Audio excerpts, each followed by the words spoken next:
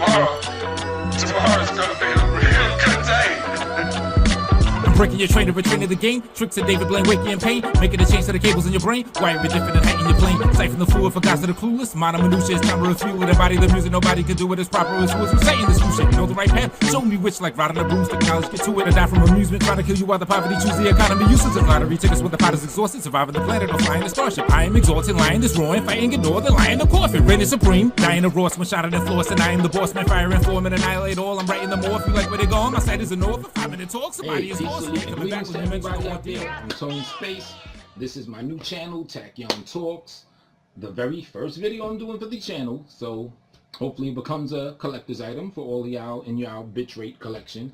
You know what I mean? So let's see, I got my little iPad here just to cover talking points, but we're going to be moving along pretty quickly. Not going to make this too long, but it should be interesting, so get ready.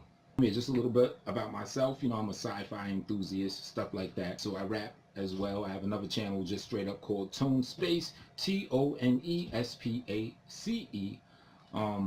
So yeah, you can check that out if you want as well.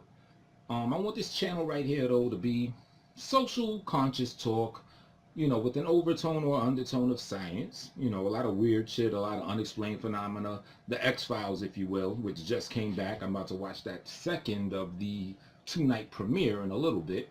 You know, besides the point, but if you watch that show and you're very into it, then, you know, videos like this, you know, should be right up your alley. Okay, family, so what we're going to talk right now about is the Mandela Effect. In the description, there's a couple questions. Takes no more than a minute to answer, so please do that if you haven't already.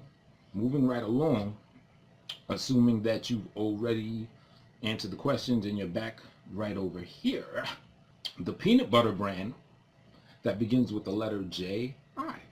You know, letter J, letter I. Spell the rest of it. You know, very popular peanut butter brand.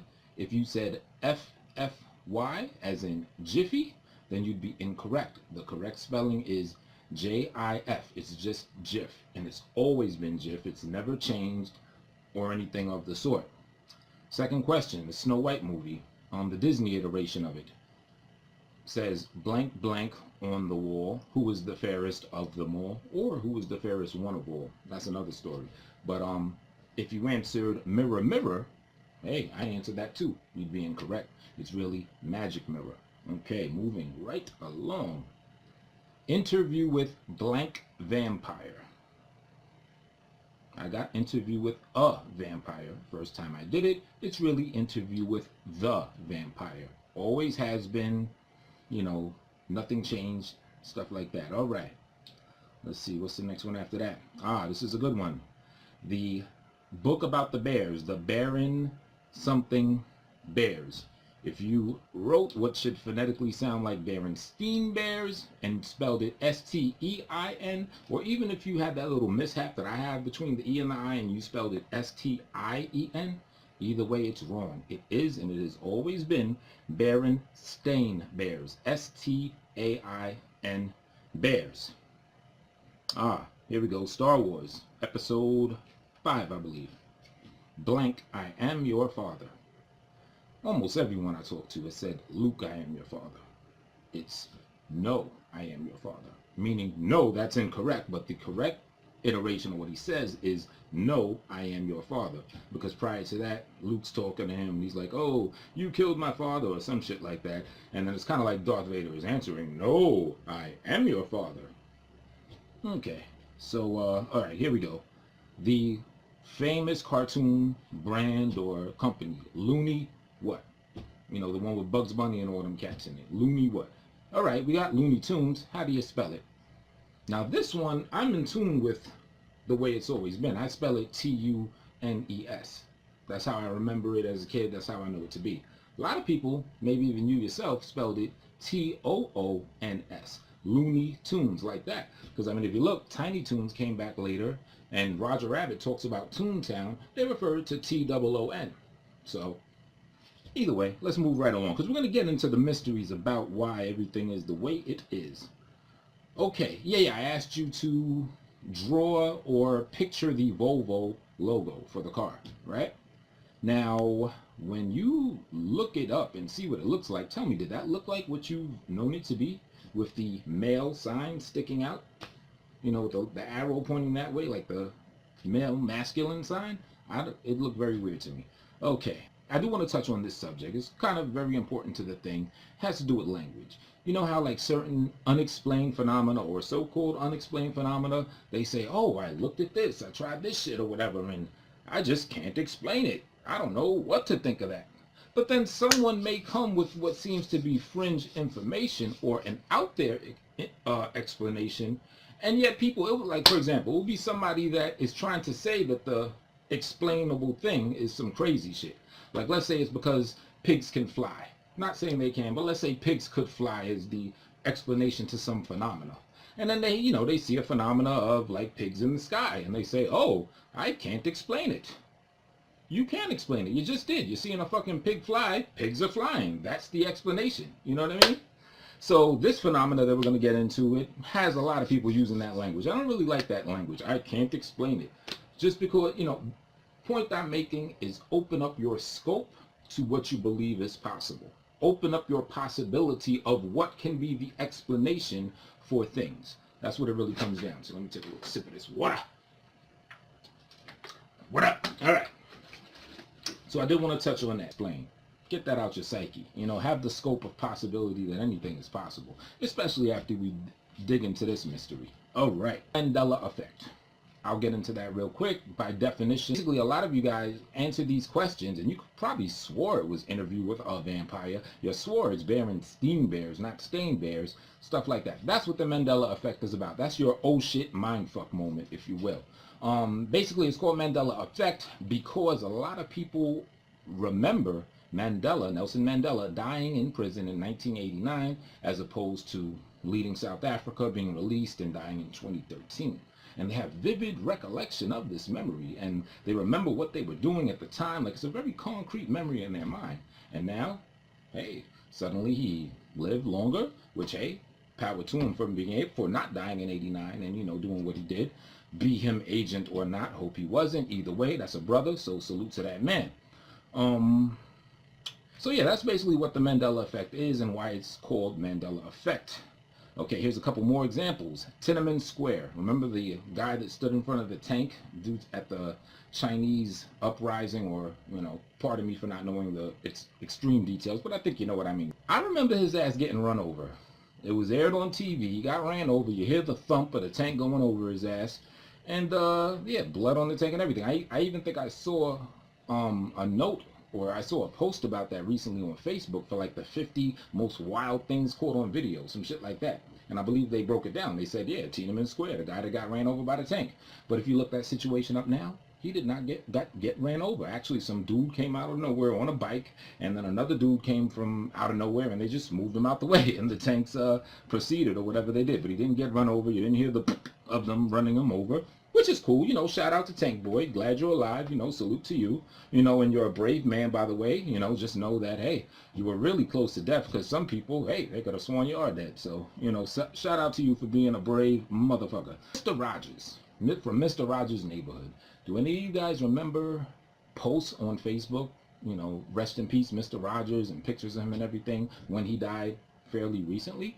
Well, if you are, he died in 2003, before Facebook existed. So that might fuck with your head, might not, I don't know. How about Jerry Lewis? You know, the one that would raise money for kids and, you know, diseases and cancers that they had and everything. Do any of you guys remember when he died? Was it this year? Was it last year? Was it in the 80s, early 90s, middle 90s, early 2000s? Whatever your answer is, if it's related to him dying, then that shit's wrong, because his ass is still alive, at least as of this video. January 26th, I believe, 25th, 26th. He's still alive. Okay. How would you spell Febreze? You know, the cleaning thing that you probably got in your cabinet? Unless you got the bootleg brand, which, you know, I like to get because it's cheaper. But if you do have the real official shit, Febreze, off the top of your head, spell it. How would you think it's spelled? All right, we're going to leave that one alone, because I'm going to say then look up how it really is spelled, or go to your actual bottle and see the spelling of it. All right.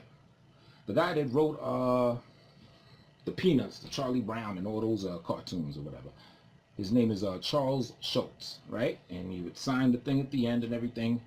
Now, most people remember his last name being spelled with a TZ, right? And they even say that when he signed it with his signature, the T, he like did some, you know, put some swag on it or whatever. I'm half and half. I do remember the little, panache he put on his signature for the T. But long story short, that T does not exist in his last name. It's Charles Schulz. Might still be pronounced Schultz, just, due to how words and stuff are pronounced. Okay, family. Do you guys remember Billy Graham, the infamous preacher? Do you remember his funeral on TV? I tell you, everybody had his wife up on the podium. They canceled all the episodes of the television. It was such a big thing. You remember that? Shit?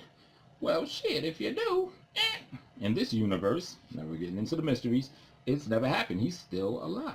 A lot of people remember vividly when he died and stuff of that caliber. Oh, right, moving right along, but he's still alive. Check, reference Google or your favorite Bing to, check the backstory behind this, see if I'm telling the truth. Okay, now here's one that you history guys are gonna be like, this stupid ass motherfucker. But basically, does anyone remember the ancient country of Mongolia, or Mongolia rather? You do? As ancient? Where'd it go? It's here today. Mongolia is back, and not in POG form, but positioned on geography right under Russia and right above China. Now, I'm like, hey, I don't remember Mongolia in recent times. Weird. Some of you got, a lot of people are experiencing the same thing, so don't just write me off as a loon or a dumbass just yet, even though I'm sure I'm a dumbass to some capacity. All right. Okay, where we at? New Zealand. A lot of people recall it being on the map above Australia and not to the bottom, that side, not east, not southeast of Australia. That's why they call Australia the Down Under. All right, but hey, if you look at the map, it's under Australia. Okay, so if people are sure that they're having these memories and then they're finding out that these memories are false, which we're going to get into that possibility that it's just a mind fuck that they're doing to themselves, but let's, work with me for a couple seconds and let's say it's not, then how is this happening? Some people believe that there's some time travel happened and little small nuances have changed, and we're just remembering stuff from the old universe or whatever. Some people would believe that we're in a matrix and there's little glitches happening, like little things that are off from how our memories were programmed within the simulation that we're living in, which goes heavy into the science of that holographic universe, which I will go very much deep in another video. You know what I mean? But you're probably thinking to yourself, well, Mr. Tone Space, if just little subtle nuances are going down, like a change of a guy's last name or the name of a book, then golly, how do you explain a whole landmass of Mongolia suddenly existing, or New Zealand being differently positioned from Australia? Wouldn't that have like big ripple effects for land masses to change or for new countries to come about? Then there wouldn't be subtle differences, because as we know, the butterfly effect, even small little shit could make big changes. So something like geographic differences, you'd think that that would have a bigger impact, wouldn't you? That, we'd be all floating around, we'd be in kooky lands, you know what I mean? Why do we only see subtle differences? My belief or my theory for that is that basically our reality is a projection from ourselves. So if we're not from New Zealand and suddenly in our reality New Zealand is positioned somewhere differently, then for us and the reality that we paint for ourselves, that's not that big a deal. So that can be different or whatever. Or like, yeah, if Mongolia didn't exist and now it's suddenly existing, if you live in, let's say, United States or wherever you live, you don't do any trade with China, you don't really rocks with them like that, then yeah, Mongolia coming out of nowhere, it's not really going to have much bearing on your reality that you're painting for yourself. Follow me?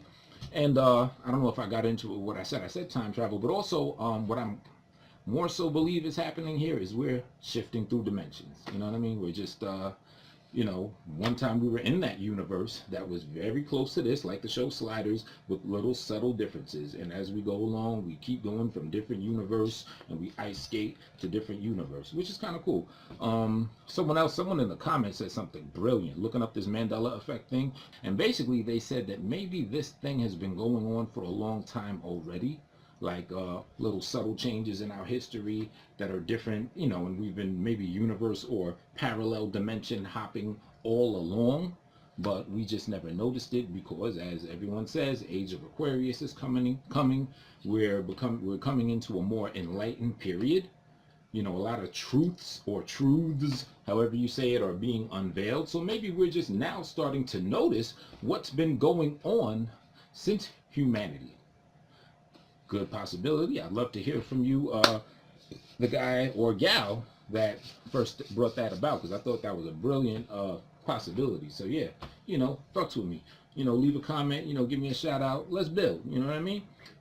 All right. Now, if this sounds like a whole bunch of bullshit, we're going to get into that as well. We will. Trust me. Trust me. Other little talking points I wanted to make. The spelling of certain words. I consider myself a decent speller. I won't say that I'm, you know, the Esescabadalian. I could roll that off the tongue with no sweat. Maybe I can if I try, but this ain't about that. I'm not trying to show off.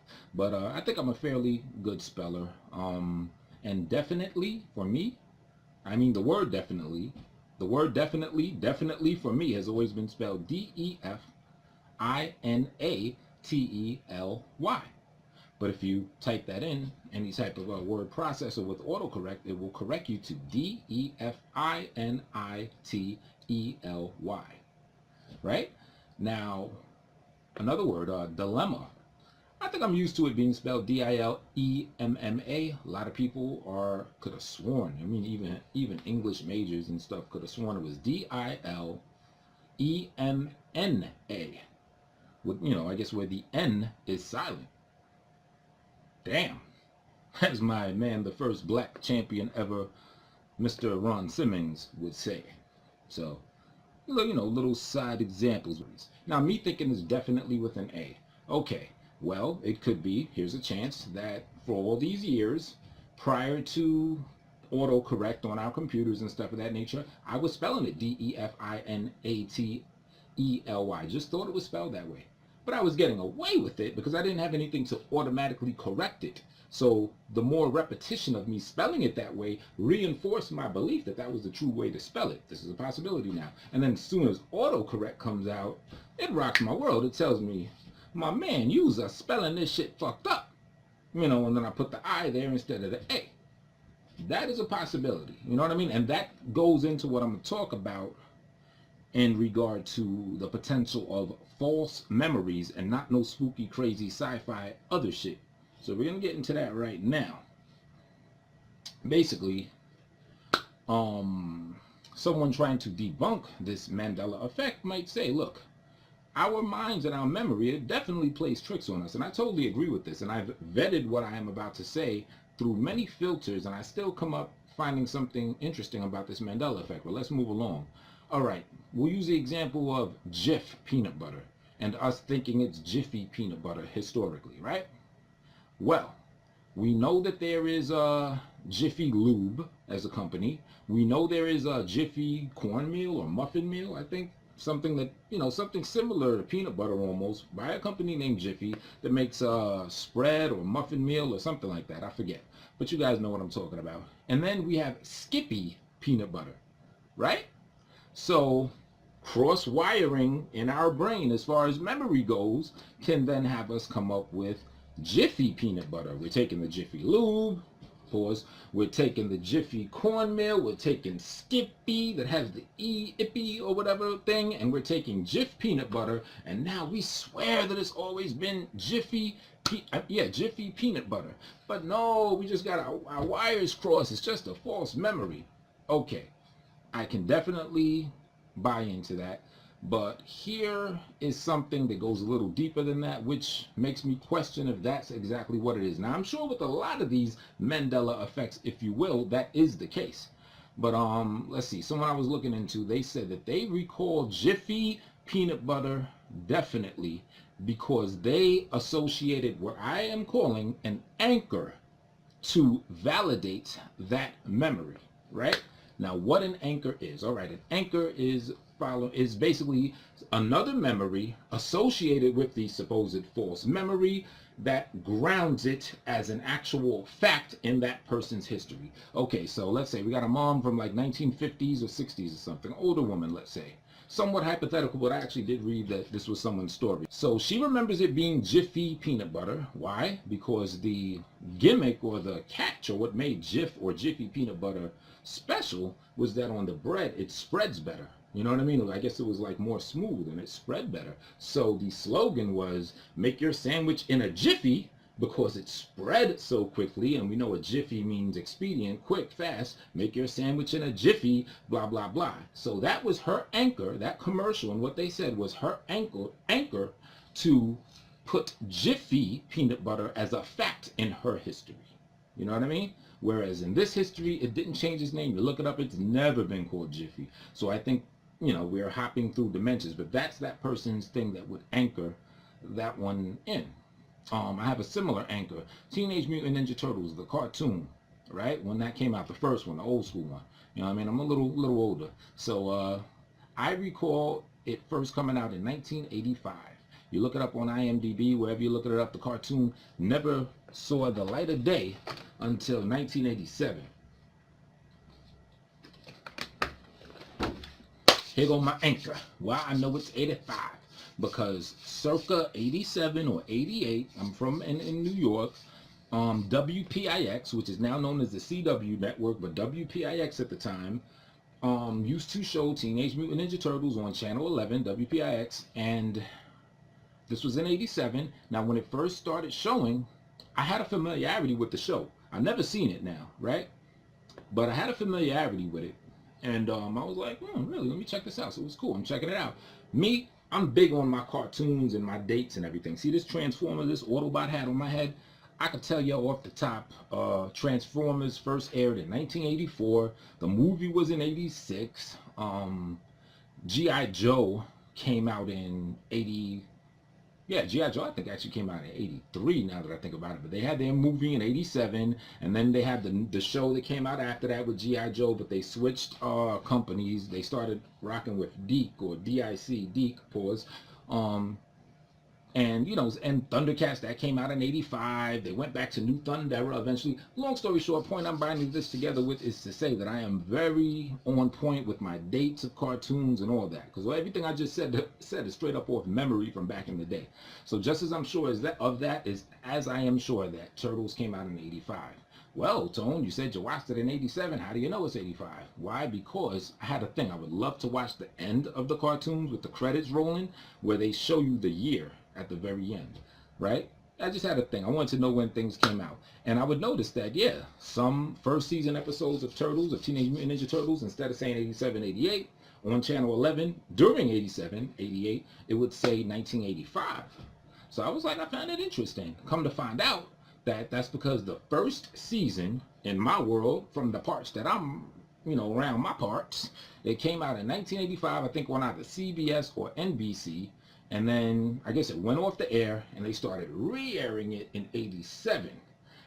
And then when I would watch it, I would look out for episodes that were 85 episodes, because they had different characters. You had Bebop, Rocksteady, April O'Neil, but then the 87 and up episodes had like other motherfuckers in it. You know what I mean? Like other villains, Turtles, Donatello, rest in peace. He came out with all types of ill gear and shit like that. So I would make notice, you know, when I saw an episode with more advanced stuff, I knew it was a newer one, 87 and up. And then when I saw an episode, you know, you just got your Bebop, your Rocksteady, your Shredder, your Krang, Shredder, you got him up in there. I knew it was an old one. You know what I mean? Oh yeah, also another thing, Krang, he would be in the uniform thing in the 85 ones. Then I think circa 89, 90, had Krang the Brain like in a little robot-y thing or whatever. He wasn't in the big show looking guy or whatever. So, long story short, that's my anchor, where I know that Teenage Mutant Ninja Turtles cartoon premiered in 1985, where I'm from, or in my dimension, or in my old or former reality. Here, nada. 87 and up, baby, is when it came out. Just to recap, that's what anchors are. An anchor is something related to the memory you're sure about, but it's something that is directly related to it, associated with it, that lets you know that that is a true memory, and you didn't just have mental wires being crossed. And people are having these anchors. Let me tell you. Yeah, perfect example. Berenstein Bears, right? We're going to give you an example. Hypothetical, of course. Let's say Ron Broenstein in 19 85, he has the Berenstein books, right? And he's reading it and he's like, hey, wow, these are Jewish bears. They got a name similar to mine. He notices that Stein on the books is exactly like his. So that would be what grounds him, and that's his anchor to know that it's the Berenstein bears. A lot of examples are like that. Oh, the Jewish bears. That's what you hear people say. And then you find out it's Stain. Like, what the fuck? Stain? That's not Jewish, you know what I mean? Why did I remember it Jewish bears? Why did my anchor tell me otherwise? You know what I mean? I kind of have like an anti-anchor in that, whereas I've always been a silly motherfucker, especially as a little kid. If I read that shit and saw it said Berenstain Bears, I'd have definitely had jokes about niggas shitting and bearing stains in their drawers and some more shit. And if a bear shits in the wood, would it get, would he wipe his ass with a rod? I went in on that. You know what I'm saying? So that's kind of like my would-be anchor to know that it's not stain. You know what I'm saying? So there we go. So I hope I've explained that at least somewhat thoroughly for you. Okay, so yeah, time travel, that could be one explanation. Us just hopping into different dimensions, or it could just be the fabric of what our reality is, which would tie heavy into the holographic universe, the double slit experiment, where if you're looking at two atoms or two small particles, if you observe them, they behave in one way, and as soon as you're not looking at them, they behave in another way. They move around, you look at them, they turn solid. Look up Holographic Universe. I'll cover that in another follow-up video for sure. But I want you guys, if you haven't heard of that, it'll blow your mind. Just hit YouTube, search Holographic Universe. We're talking real science, backing up some real shit. I look at this as a good thing, this Mandela Effect, and us, if we are hopping to different dimensions or willing different conscious realities to us, different than what we had. Why I think it's a good thing? You may have looked into this after you get off this video, or you may be rewatching this video after watching a few other Mandela Effect videos, and it may be spooking you out. You may feel like you're losing control. Contraire, mon frère, I say you have more control, because what it says to me is that we have the ability to will ourselves into the reality that we want. The Secret, all that other shit, them souped up books and all that, that's what it comes down to. Positive thinking, everything. Meditation. Finding your chi and your zen and your cool place and everything. It is all about getting your consciousness and yourself to vibrate to the will of the universe that you wanted. But Mr. Tone Space, how does that explain a downtrodden third world person in a third world country somewhere in Africa with flies on their face and ribs showing, which I very much feel for? How come they can't just wake up and next thing you know they live in Beverly Hills and have a Bentley? Why?